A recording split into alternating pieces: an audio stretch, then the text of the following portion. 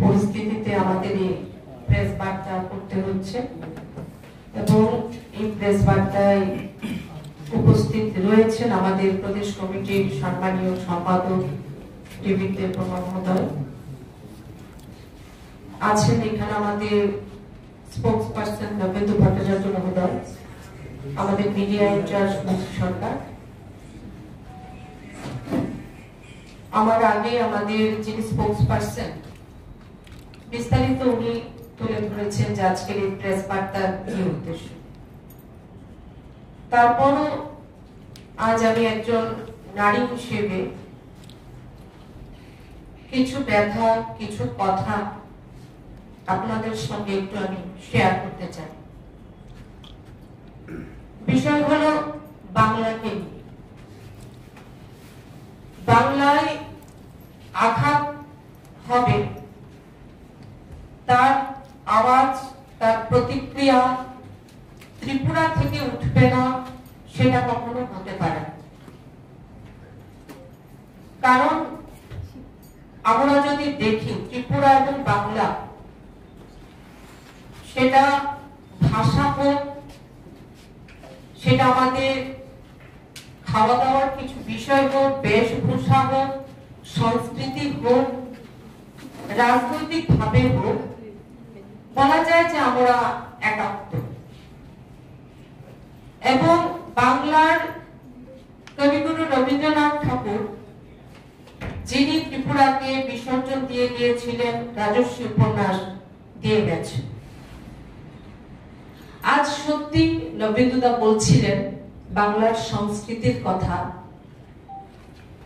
যে আজ যখন বাংলার দিকে আমরা দেখি, তাকাই, আমাদের মনে হয় না যে এই বাংলা কবিগুরু রবীন্দ্রনাথ ঠাকুরের বাংলা, এই বাংলা রামকৃষ্ণ পরমহংস দেবের বাংলা, এই বাংলা স্বামী বিবেকানন্দের বাংলা, এই বাংলা সেই বাংলা যে বাংলা এই ভারতকে বন্দে মাতরম দিয়েছিল। এই বাংলা কি সে বাংলা যে বাংলা শুধুমাত্র একটি রাষ্ট্র নয়, দুটি রাষ্ট্রের ন্যাশনাল অ্যানথেম দিয়ে গিয়েছিল কবিগুরু রবীন্দ্রনাথ ঠাকুরের রূপে। আজ যদি সেই বাংলার দিকে আমরা তাকাই, সেটা আমরা উপলব্ধি করি না।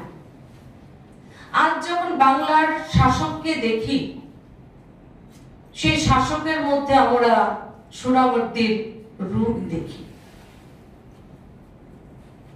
আজকে প্রশ্ন উঠে গেছে, আমরা দেখেছি সে 2021-এর বিধানসভা নির্বাচনের পর আজ যারা হাফ ডজন নেতা নেত্রী ত্রিপুরা রাজ্যের মাটিতে এসে যারা বলছেন এখানে তো গণতন্ত্র দেখলাম না,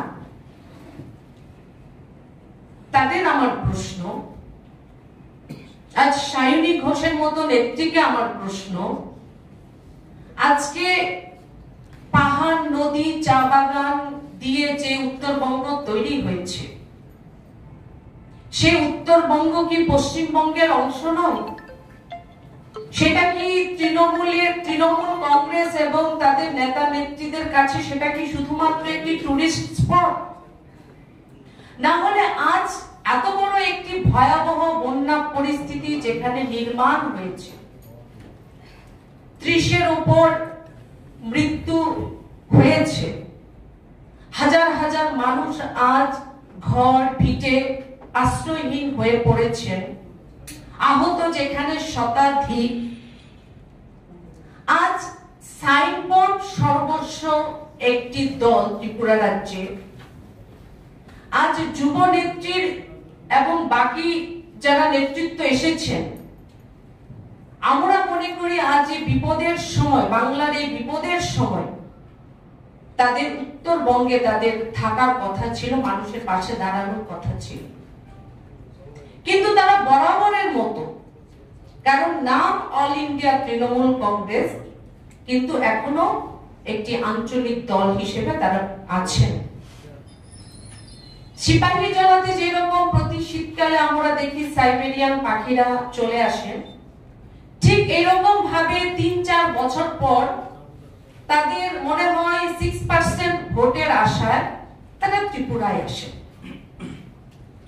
কিন্তু ত্রিপুরার মানুষ, আমি বলে দিতে চাই, আমরা এতটা রাজনৈতিক ভাবে সচেতন, যেটা নবেন্দুদা বলছিলেন যে কয়লা চোর, এসএসসি স্ক্যাম, রিক্রুটমেন্ট স্ক্যাম যারা করেছেন, যারা পিডিএস সিস্টেম যারা স্ক্যাম করেছেন, খাদ্য কেলেঙ্কারি যারা করেছেন, গরু চুরি যারা করেছেন,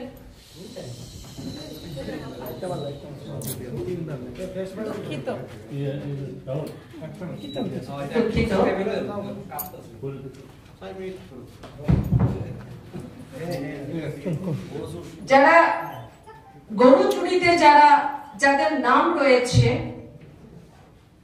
নারদা সারদা কেলেঙ্কারিতে যারা জেল ফেরত আসামিরা আমাদের রাজ্যে আসবেন, মানুষ তাদের হাতকে শক্তিশালী করবে, ত্রিপুরা রাজ্যে তৃণমূল কংগ্রেসকে প্রতিষ্ঠিত করবে, সেটা কখনো হতে পারে না।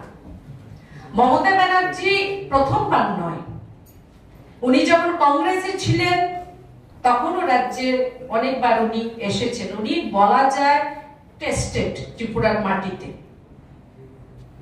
সায়নী ঘোষের আজ মনে হলো, উনি দেখলাম একটি মিডিয়া ফুটেজে যে আমরা মহিলারা আছি এখানে ৩-৪ জন। বাংলার মাটিতে যখন লাখ লাখ ভারতীয় জনতা পার্টি মহিলা কার্যকর্তাদের উপর যখন অত্যাচার হয়, যখন তারা ধর্ষণ থেকে গণধর্ষণের শিকার হন, তখন সায়নী ঘোষের হয়তো মনে হয় না যে উনি নারী। বেশি দিন হয়নি আর্যিকর যে ঘটনা হয়েছে, তারই ছায়া কিছুদিন পর দেখলাম পাঁশকুড়ার সুপার স্পেশালিটি হসপিটালে একটি তরুণীকে ধর্ষণ করা হয়েছে। আমরা জানি বাংলার মাটি, যেখানে নারীদের বন্দনা করা হয়, মাতৃবন্দনা করা হয়, মাতৃবন্দনার রাতেও বাংলার মাটিতে মহিলাদের উপর ধর্ষণ, গণধর্ষণের ঘটনা হয়েছে। অষ্টমীর রাতে কুলতলিতে 60 বছরের ঊর্ধ্বে যার বয়স, একজন বয়স্ক মহিলাকে, বৃদ্ধাকে গণধর্ষণ করা হয়েছে। মুর্শিদাবাদে 14 বছরের একজন কিশোরীকে পুজো দেখাবার নাম করে তার উপর অত্যাচার করা হয়েছে।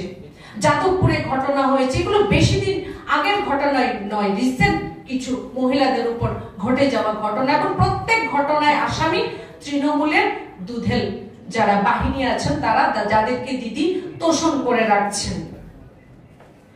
তো সায়নী ঘোষের এই ঘটনাগুলোর পর তার নারী সত্তা জেগে ওঠেনি, যে আজ ভালো লাগলো যে আজ ত্রিপুরাতে এসে ওনার নারী সত্তা জেগে উঠেছে।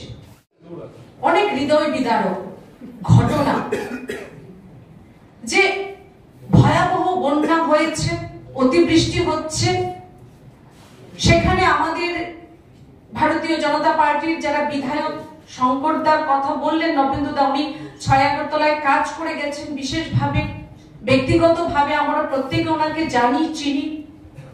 আদিবাসী জনজাতি সমাজ থেকে আসা মাননীয় খগেন মুর্মুজি যেভাবে নৃশংস আক্রমণ করা হয়েছে আজকের দিনে, এটা বিগ কোশ্চেন যে বাংলার মাটিতে আমরা যারা কার্যকর্তা, আমরা সুরক্ষিত না, আমরা জানি। বাংলার মাটিতে তৃণমূল মানে আজ নারী ধর্ষণ, তৃণমূল মানে আজ করাপশন, আমরা জানি। কিন্তু সে বাংলার মাটিতে আজ বিধায়ক এবং মন্ত্রী, তারা কতটা সুরক্ষিত আজ মমতা ব্যানার্জির কাছে? আজকে ত্রিপুরা বিজেপির পক্ষ থেকেও এই প্রশ্নটি আমরা করতে চাই। আজ এসেছেন, আমার এটা হাসিরও বিষয়, তাদের বলছেন তারা কয়েকটি পার্টি কার্যালয় নাকি তাদের ভাঙা হয়েছে। তো আমার প্রশ্ন, যে এত বড় সংগঠন যদি তৃণমূল কংগ্রেস ত্রিপুরা রাজ্যে হয়ে থাকে, এয়ারপোর্ট থেকে আগরতলা 13 কিলোমিটার রাস্তা ক্রস করার জন্য গাড়ি ছেড়ে দিলাম, বাইক পর্যন্ত জোগাড় হয়নি তাদের। আজ সাইনবোর্ড সর্বস্ব একটি পার্টি ত্রিপুরা আছে, তৃণমূল কংগ্রেসের। তো তারা এসেছেন, আমি বলবো অতিথি দেব ভব। ত্রিপুরা রাজ্যে এখন অনেক টুরিস্ট স্পট হয়েছে, মাতা ত্রিপুরা সুন্দরী নবরূপে সেজে উঠেছেন। আমি তাদেরকে অনুরোধ করবো এই ধরনের রাজনৈতিক রুটি এখানে না শেখা। মাতা ত্রিপুরা সুন্দরী দর্শন করে তারা যেন বাংলায় আবার সুন্দরভাবে ফিরে যান সেটা আমি বলবো। এবং এখানে নাটক মঞ্চস্থ না করে উত্তরবঙ্গে গিয়ে মানুষের পাশে গিয়ে দাঁড়ানোর আমি অনুরোধ করব। শেষে আমি এতটুকুই বলবো, আমরা যারা নারী, সাধারণত আমরা ভারতবর্ষে যারা সনাতন ধর্ম যারা বিশ্বাস করি, আমরা ধার্মিক প্রকৃতির প্রত্যেকে। আমি আজ বলার ইচ্ছে ছিল না, কারণ আমার মনে হয় এটা বলাটাও আমার উচিত নয়, কিন্তু তারপরেও বলতে হচ্ছে আজকের প্রেক্ষাপটে দাঁড়িয়ে। বেশি দিন হয়নি, কয়েক বছর আগে যে নারী নেত্রী আজ তৃণমূল কংগ্রেসের সায়নী ঘোষ এসেছেন রাজ্যে, দেবাদিদেব মহাদেবকে নিয়ে যে কুরুচিকর পোস্ট সোশ্যাল মিডিয়ায় আমরা দেখেছি, তার জন্য আজকে একজন সনাতন ধর্মে আমি একজন বিশ্বাসী হিসেবে আমি সেটাকে ধিক্কার জানাই। এবং এতটুকু বলে দিতে চাই, আসুন ঘুরুন, কিন্তু তৃণমূল কংগ্রেসকে এখানে প্রতিষ্ঠিত করবেন সেই স্বপ্ন দেখবেন না। বাংলায় আওয়াজ উঠে গেছে, বাংলার ঘরে ঘরে আওয়াজ উঠে গেছে। আরো অনেক অন্যায় হতে পারে, আরো অনেক হিংসে হবে জানি, আরো অনেক ভারতীয় জনতা পার্টির কার্যকর্তার আমাদের বলিদান দিতে হবে, সেটাও আমরা জানি এবং আমরা দিয়েছি। যারা আজ গণতন্ত্রের ঢাক ঢোল এখানে পিটিয়ে গেছেন, আপনাদের রাজ্যে পশ্চিমবঙ্গে 21-এর পর এবং 21-এর আগে এখন পর্যন্ত 1000 ভারতীয় জনতা পার্টির কার্যকর্তাদের সূচি আমাদের কাছে তৈরি আছে, যারা প্রাণ দিয়েছেন। অন্যায় হবে, আরো অনেক অবিচার আমাদের উপর হবে, কিন্তু আমরা মাথা নত করব না। আমাদের সংকল্প 2026 পশ্চিমবঙ্গের মাটিতে ভারতীয় জনতা পার্টির সরকার প্রতিষ্ঠিত হবে। আমি এখন একটা ভিডিও ফুটেজ, এটা নতুন কিছু নয়, আপনারা প্রত্যেকে দেখেছিলেন যে আজকে যিনি কুণাল ঘোষ যিনি এসেছিলেন, তিনি কখনো এই মমতা ব্যানার্জির অ্যারেস্ট কিন্তু আমরা ডিমান্ড করি, বাট উনি ডিমান্ড করেছিলেন যে মমতা ব্যানার্জিকে অ্যারেস্ট করার জন্য। তো যাই হোক, আর কিছু যদি প্রশ্ন থাকে আমাদের নবেন্দা আছেন, আপনাদের ঘুরুন, কিন্তু তৃণমূল কংগ্রেসকে এখানে প্রতিষ্ঠিত করবেন সেই স্বপ্ন দেখবেন না। বাংলায় আওয়াজ উঠে গেছে, বাংলার ঘরে ঘরে আওয়াজ উঠে গেছে। আরো অনেক অন্যায় হতে পারে, আরো অনেক হিংসে হবে জানি, আরো অনেক ভারতীয় জনতা পার্টির কার্যকর্তার আমাদের বলিদান দিতে হবে, সেটাও আমরা জানি এবং আমরা দিয়েছি। যারা আজ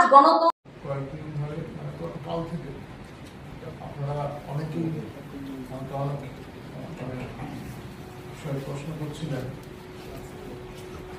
তো বিশেষ করে যারা পশ্চিমবাংলার সাংবাদিকরা বা সেই রাজ্যে যে সমস্ত চ্যানেল মিডিয়া আছে, সংবাদ মাধ্যম আছে, সেখানকার সাংবাদিকরা বিভিন্ন বিষয়ে প্রশ্ন করছিলেন। আমরা কারো প্রেস কনফারেন্সের পরিপ্রেক্ষিতে আমাদের এই সাংবাদিক সম্মেলন নয়। আপনারা যে সমস্ত প্রশ্নগুলি করছিলেন তার জন্য আমাদের এই সাংবাদিক সম্মেলন করা। যারা এই রাজ্যে আছেন তাদের কাছে হয়তো এই বিষয়টা তেমন গুরুত্বপূর্ণ নয়, কারণ আপনারা জানেন যে যাদের নিয়ে আমরা কথা বলছি তাদের এই রাজ্যের গুরুত্বটা কতটুকু। যে রাজ্যে তারা ক্ষমতাসীন আছেন সেখানকার সাংবাদিকদের স্বাভাবিকভাবে ওদের খবর করতেই হবে, তাদের উপর প্রাণের ভয় আছে, স্বাভাবিকভাবে একটু করতেই হয়। তো আমরা তবু এটা করছি। আপনারা জানেন পশ্চিমবাংলায় আমাদের জনজাতি নেতা সাংসদ খগেন মুর্মুর উপর কিভাবে আক্রমণ হয়েছে, ছবিগুলি ভাইরাল হয়েছে, আপনারা দেখেছেন কিভাবে রক্তাক্ত হয়েছে। আমাদের যে বিধায়ক শঙ্কর ঘোষ,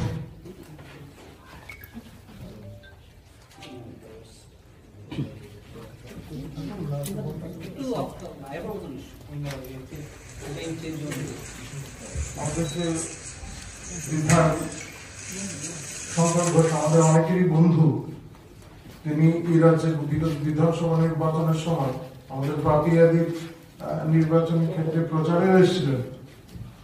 মাননীয় শঙ্কর ঘোষণার উপর কিভাবে হামলা হয়েছে সবগুলি লাইভ ফুটেজ দেখানো হয়েছে। আর সেই রাজ্যের শাসক দল বলছে গণতন্ত্রের কথা। আপনারা ভাবুন কি অবস্থা, এরা গণতন্ত্রের কথা বলছে। আসার সময় ওদের তো এই ছবিগুলি বারবার দেখা প্রয়োজন ছিল। রক্তাক্ত খগেন মুর্মুর ছবিটা বারবার দেখা প্রয়োজন ছিল। কোন ভাষায় কথা বলে এখানে নির্লজ্জের দল। কয়েকটা বিষয় আপনারা আমাকে প্রশ্ন করছিলেন খুব সম্ভবত ওদের সাংবাদিক সম্মেলনের পর। ওরা নাকি বলছে আমরা ওদের ভয় পাই,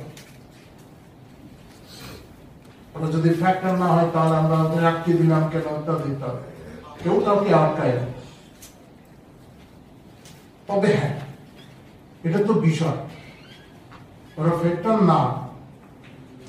আপনারা হয়তো দেখে থাকবেন কিছুদিন আগে খুব টিভিতে এটা খুব দেখানো হয়েছিল। আমাদের পার্শ্ববর্তী একটা আছে একটি গ্রামে জঙ্গল থেকে একটা কোনো জন্তু ঢুকে পড়েছিল এবং সুরক্ষা বাহিনী সেই জন্তুটাকেও বাঁচানোর চেষ্টা করে, সাধারণ মানুষকেও বাঁচানোর চেষ্টা করে। আমাদের সমস্যাটা তো সেখানে, যারা এসছেন তাদের চরিত্রটা কিন্তু এই রাজ্যের মানুষ জানে। তারা আগে এসেছিল যে ছোকরাটা কি নাম জানা এসছে, তার সঙ্গে ও কিভাবে আর ওর যে সহযোগী আর রানী নেত্রী ছিলেন কিভাবে বাইক ভাঙছেন, এই ছবিগুলো ভাইরাল হয়েছে আজকে, আপনারা দেখেছেন।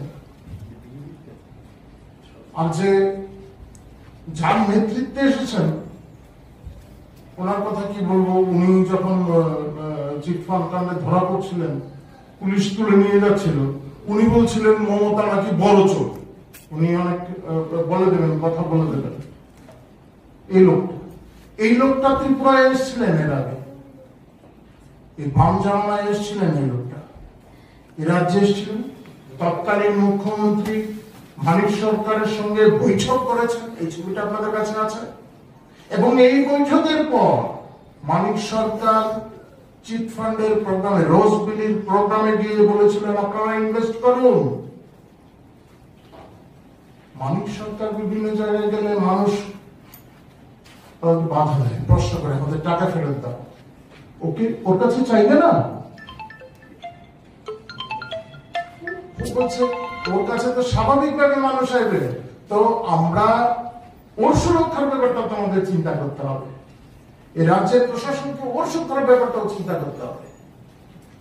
যারা টাকা পান না, যারা ইনভেস্ট করেছিল চিটফান্ডে, তারা স্বাভাবিকভাবে ওকেও ঘেরাও করতে পারে।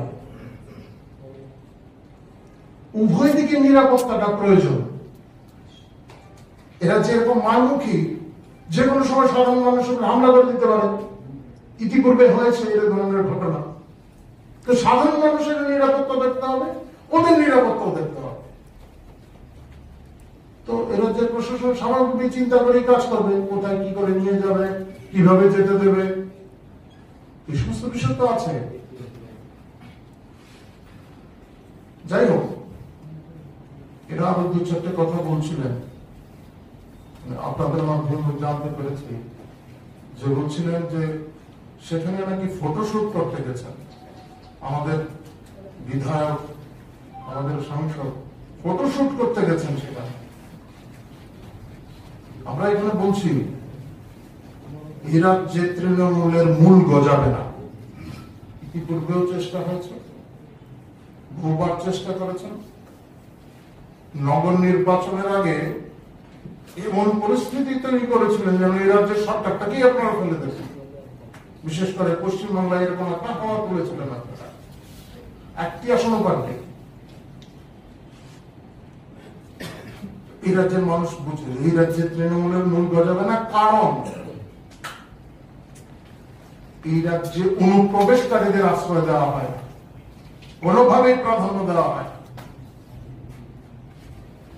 ওইখানে আমাদের নেতৃত্বের উপর কারা হামলা করেছে? বাংলাদেশ থেকে আসা যারা তৃণমূলের ছত্র ছায়া রয়েছে, তাদের দিয়ে হামলা সংগঠিত করা হয়েছে। তাদের শক্তিতেই তো তৃণমূল সেখানে রাজ করছে। বেশি দিন চলবে না।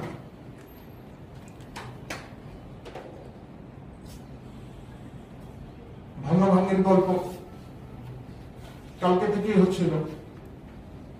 পার্টি কার্যালয় ভেঙে দেওয়া হয়েছে। যখন আমাদের কার্যকর্তা, যুব মোর্চার কার্যকর্তারা সেখানে গেছেন, তাদের পার্টি কার্যালয় একটা লোক ছিল না, কিছু প্রাইভেট সিকিউরিটি গার্ড ছিল খুব সম্ভবত। যদি জানতেই হয় তাদের কাছে জিজ্ঞাসা করুন, তারা তো প্রত্যক্ষদর্শী, তারা বলবেন। আপনারা গিয়ে থাকবে দেখবেন, বাইক পোস্টার যা ছিল তা ছুঁড়ে ফেলে দেওয়া হয়েছে, উপড়ে ফেলে দেওয়া হয়েছে।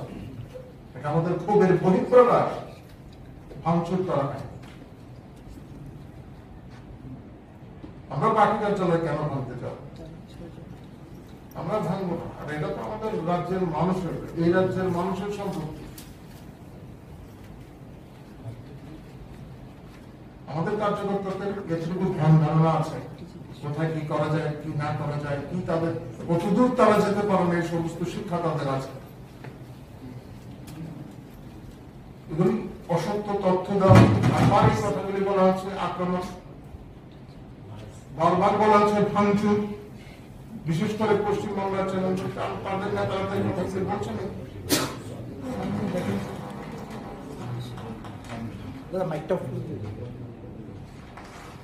এই বিষয়গুলি যারা যারা এইভাবে প্রচার করছেন, আর আমরা তাদের কাছ থেকে এর বেশি কিছু আশাও করি না আমরা। কারণ গরু চোর, কয়লা চোর, এই চোরের কাছ থেকে আপনি কি আশা করতে পারেন? সত্য কথা কি আশা করা যায় না? আর এমন লোকের নেতৃত্বে এসছেন যিনি বলছেন মমতাই চোর, খোলাসা করে দেবেন। এখন হয়তো নানা কারণে করছেন না খোলাসা, লাভ ক্ষতির অঙ্ক মিলিয়ে এখন করছেন না, কিন্তু উনি পুলিশের কাছে প্রকাশ্যে এই সমস্ত কথাগুলি বলেছেন। এদের আর গ্রহণযোগ্যতা কি? যাই হোক, সংবাদ একটা রাজ্যে ক্ষমতাসীন, আমাদের রাজ্যেও তাদের একটা এজেন্সি আছে ছোট হলেও, ফলে স্বাভাবিকভাবেই মানে আপনাদের খবরকর্তা এবং আপনারা আমাদের জিজ্ঞাসা করেন, ফলে এই বিষয়ে আপনাদের আমি বললাম। তবে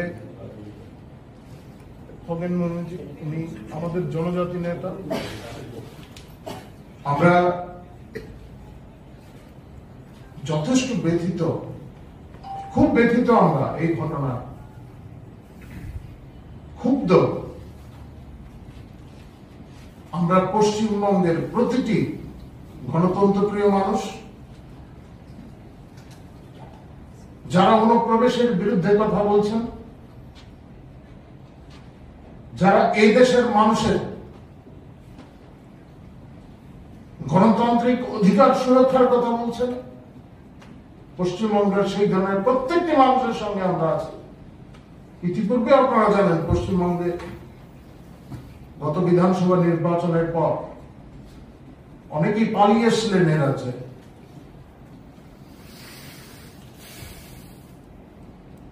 আমরা তাদের সহায়তা করেছি। আমরা এখনো বলছি আমরা সেই রাজ্যের মানুষের পাশে আছি, সেই রাজ্যের দুর্গত মানুষের পাশে আছি। এবং আক্রমণটা কি ধরনের আক্রমণ? Not of us, it's so planned and it's decided how we'll protest it. Token Rabindranath, দুটো প্রশ্ন। একটা হচ্ছে তৃণমূলের আজকে যারা প্রতিনিধি দল এসেছেন, ওদের অভিযোগ যে বিজেপির প্রকারান্তরে হুমকির কারণে ওদের গাড়ি ফিরিয়ে দেওয়া হয়েছে, সেটা কি আপনারা কিভাবে? শুনুন, আমরা বারবার বলছি গাড়ি ছাড়া কি চলা যায় না? আমাদের নেতা মন্ত্রীরা তো বাইক চলে যাবে, এখন তারা কেন গাড়ি পেলেন না? তাদের দায়িত্ব আমরা, হ্যাঁ ওদের সুরক্ষার দায়িত্বটা তো আমাদের পুলিশ তো অবশ্যই নেবেন। কিভাবে সুরক্ষিত রাখা। আমি তো আপনাদের বললাম না ঘটনাটা, আপনারা তো টিভিতে দেখেছেন কিছুদিন আগে পার্শ্ববর্তী এক রাজ্যের জঙ্গল থেকে একটা বুনো জন্তু এসেছিল, ফলে সেটাকে যেমন সুরক্ষা দিতে হয়, স্থানীয় মানুষকেও সুরক্ষা দিতে হয়। এরা হতে পারে চোর, তারা হতে পারে বিভিন্ন সময় জেল যাত্রা করেছেন, তো তাদের সুরক্ষাটা যেমন নিশ্চিত করতে হবে, আমাদের সাধারণ মানুষের সুরক্ষাটা নিশ্চিত করতে হবে। কারণ ওরা এক সময় এই রাজ্যে এসে দেখিয়েছেন কি ধরনের কাজ তারা করতে পারেন। আপনারা দেখেছেন, ভাইরাল আছে এই ছবি, এখনো দেখতে পারেন আপনারা, আপনাদের সাংবাদিকদের কাছে তো আছেই ক্যামেরা, কিভাবে বাইক ভাঙছেন। ওদের অভিযোগ ওদের যেমন সুরক্ষা দেওয়া প্রয়োজন, আমাদের সাধারণ মানুষকে সুরক্ষা দেওয়া প্রয়োজন। পুলিশ সেইভাবেই কাজ করেছে। না গাড়ি হুমকি দিয়ে, গাড়ি হুমকি দিয়ে কিন্তু বলার জন্য বলা, লোক আছে কয়টা তাদের যে তাদের জন্য গাড়ির ব্যবস্থা করবে? লোক কয়টা আছে আপনারা বলুন না, হাতে গোনা কয়টা লোক? 6 জন লোক এসছেন, 600 লোক অন্তত সঙ্গে যাওয়া উচিত ছিল। আমাদের কার্যকর্তারা তো বিভিন্ন রাজ্যে যান, যেখানে নিতান্তই সংগঠন দুর্বল সেখানে কত লোক থাকে, মানে 6টা লোক এসছেন, সঙ্গে দাঁড়ানোর মতো লোক নেই। আবার মানে এগুলি তো মানে এগুলি নির্লজ্জ। যে সমস্ত কার্যকলাপ ওইখানে করছেন, এই ধরনের নির্লজ্জ এরা এখানে এসে কথা বলে। মানে বিকেলে পশ্চিমবঙ্গে তৃণমূল কংগ্রেস কার্যালয়ের সাংবাদিক সম্মেলনে বলছে যে পশ্চিমবঙ্গে কিছু হলে অন্তত পুলিশ অভিযোগ নেয়, ত্রিপুরায় অভিযোগ পর্যন্ত নেয়নি, এখানে ফেসিবাদের রাজত্ব চলছে। কিসের অভিযোগ? কে অভিযোগ করবে? কি অভিযোগ? আপনার এই সত্য যে ঘটনাটা ঘটলো, সেখানে লোকাল পুলিশ ছিল না? কেন্দ্রীয় বাহিনী যদি ওইখানে না থাকতো সুরক্ষার জন্য, 2টো লাশ আসতো সেখান থেকে, আমাদের সাংসদ, আমাদের বিধায়ক, তাদের লাশ ফেরত আসতো ওখান থেকে। স্থানীয় পুলিশ সেখানে ছিল না? ফুটেজে তো দেখা যাচ্ছে তারা দাঁড়িয়ে আছে। আর এখানে কি করবে? আমরা তো ভাঙচুরি করিনি, তো পুলিশ কেন আমাদের বাধা দেবে? আমরা আমাদের গণতান্ত্রিক অধিকার সেটা আমরা করেছি, গণতান্ত্রিক ভাবে আমরা প্রতিবাদ জানিয়েছি।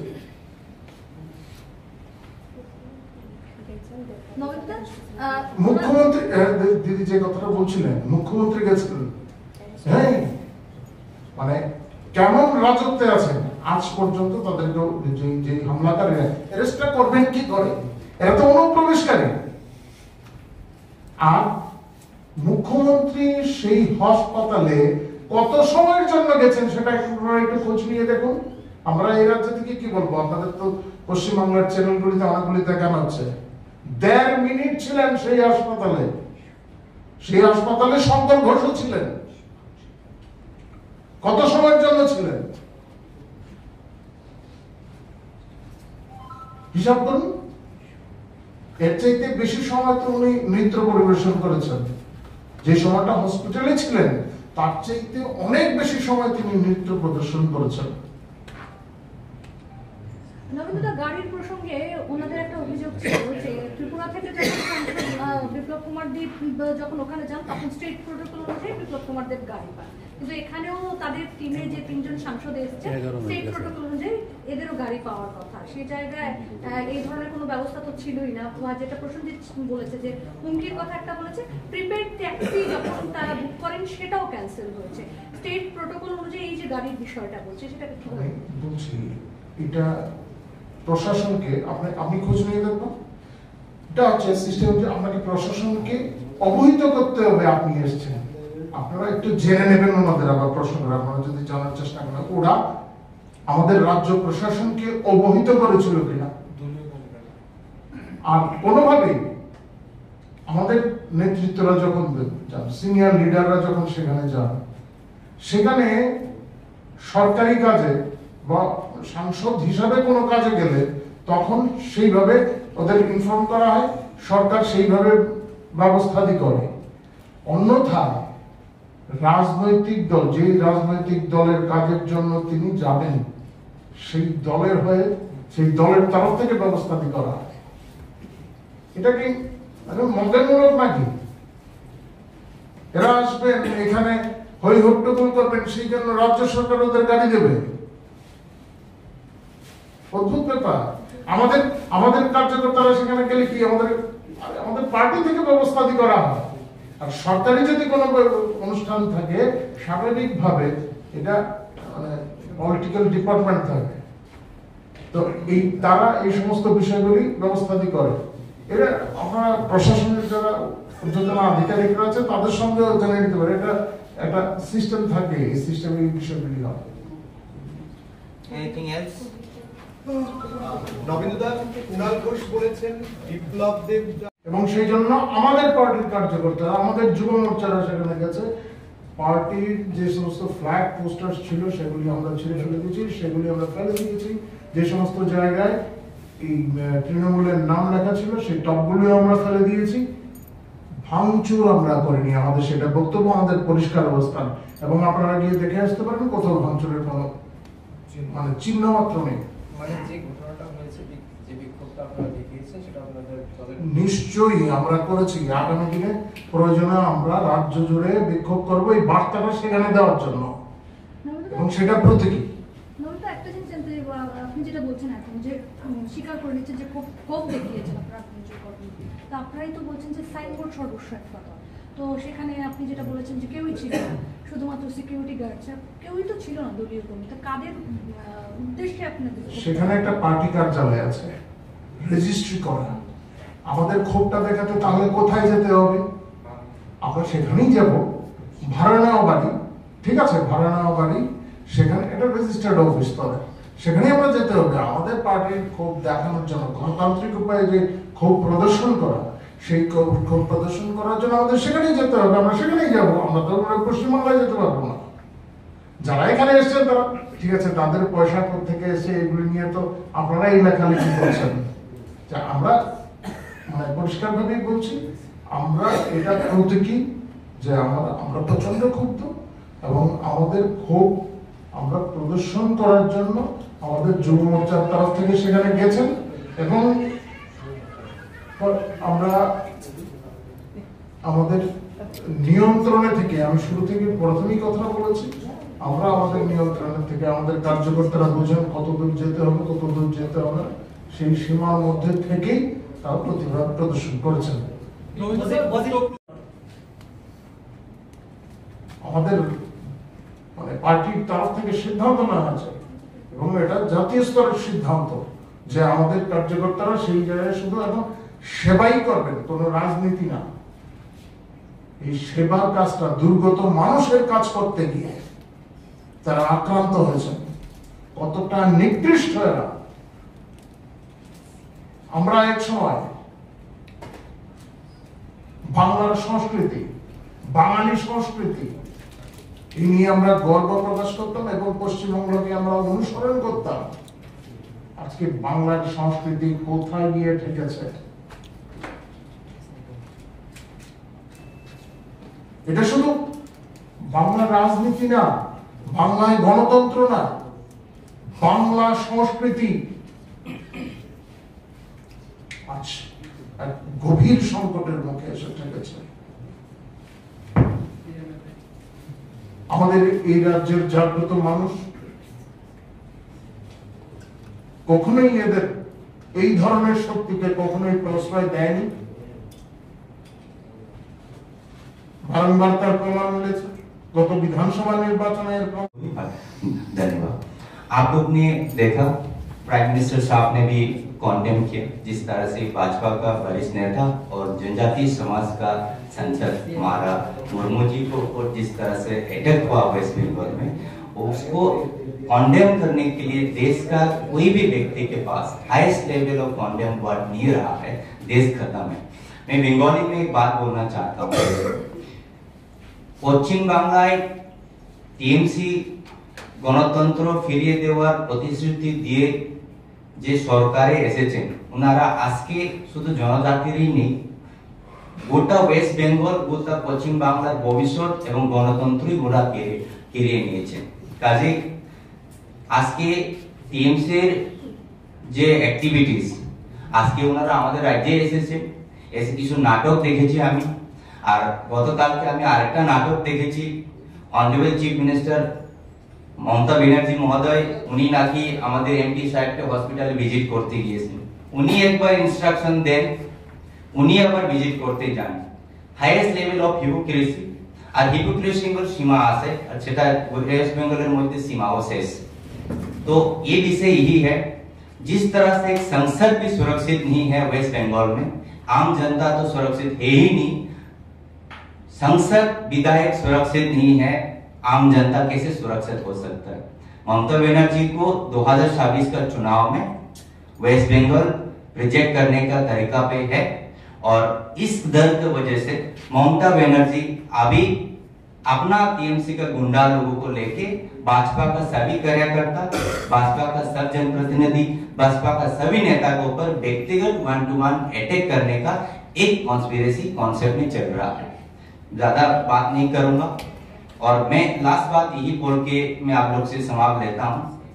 पहले भी बोला मैंने, जिस तरह से इस देश में एक संसद का बहुत एक मान्य है, बहुत रेस्पेक्ट है, एक संसद इलेक्टेड रिप्रेजेंटेटिव को भी टीएमसी का गुंडा लोग ने ममता बनर्जी का बातों पे सुन के जिस तरह से अटैक किया, वो आज का दिन पे हॉस्पिटल पे काफी सीरियस सिचुएशन में है।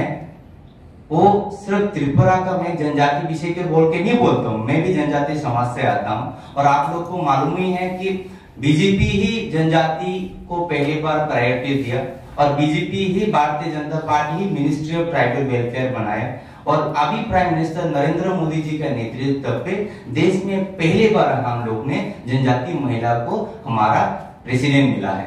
तो इस समय पे वेस्ट बंगाल जैसा जगह पे, वेस्ट बंगाल जैसा पश्चिम बंगाल जैसा जगह पे एक संसद को जिस तरह से हमला किया गया है, मैं पूरा देश भर का जनजातीय समाज के प्रति तरफ से ये बातों को मैं कॉन्डेम करता हूं। और एक बात मैं मीडिया की तरफ से सभी बंगाल के लोगों को और देश भर के लोगों को ये मैसेज देना चाहता हूं, 2026 का चुनाव पे ममता बनर्जी परमानेंट घर जाने का इंतजाम कर दी। Thank you.